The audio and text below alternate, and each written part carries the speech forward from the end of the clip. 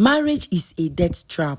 All this is after using 700k building 4 single rental houses on her plot. Guys, let me give a little background of this story so they don't get confused. The person that sent this story is in Kenya, so most of the things you'll be hearing here is Kenya settings. So let's begin. I'm 43-year-old.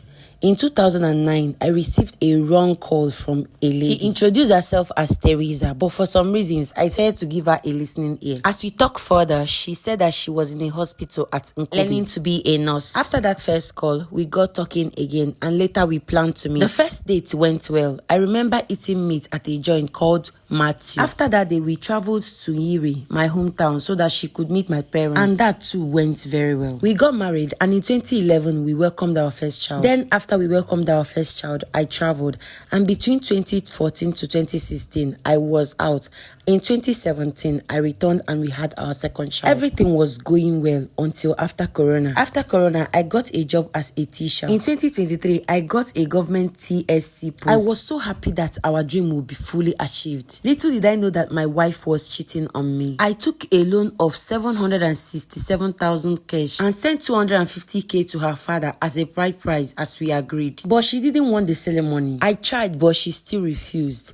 The money was now used to take her younger sister to the medical college, and that made our marriage not to be blessed. I've caught her several times communicating with her ex, who is a GSU officer. When I tried confronting her, she told me that when I see that people are not separating, and I am the one who is supposed to leave. Last April, she came in with 2 police officers and arrested me while I was resting from work. I never knew she bought fuel, 1.5 liters, and was threatening to burn the house with it. After I got to the station, they asked me to apologize to her for not doing anything, which I did before I got back to the house. Each time I go back to work, she calls me in an ungodly hour in a place filled with noise and music. She used my kids as bait to collect money from me all the time. When things were going well, I advised her to buy a plot, which she did in her name without me knowing. So while I was working, I was sending her money to build on the land so we can rent it out. The house is completed now, and I haven't even seen it because my wife had been threatening me. I believe most of the officers that she's using is the people that slept with her. She says that the property belongs to her and I have no right to it. Last time I set my eyes on her, she came with her father and siblings to claim my property. The worst part is that I don't even know what to do because the property carries her name. I never knew I was living with a narcissist wife until the house was completed. Yes, I had my doubts about her behavior, but I never thought she would go this far to hurt me. I have been running helter-skelter seeking for people to help me because I'm there in need of it. She also took my case to the welfare and asked me to pay child support,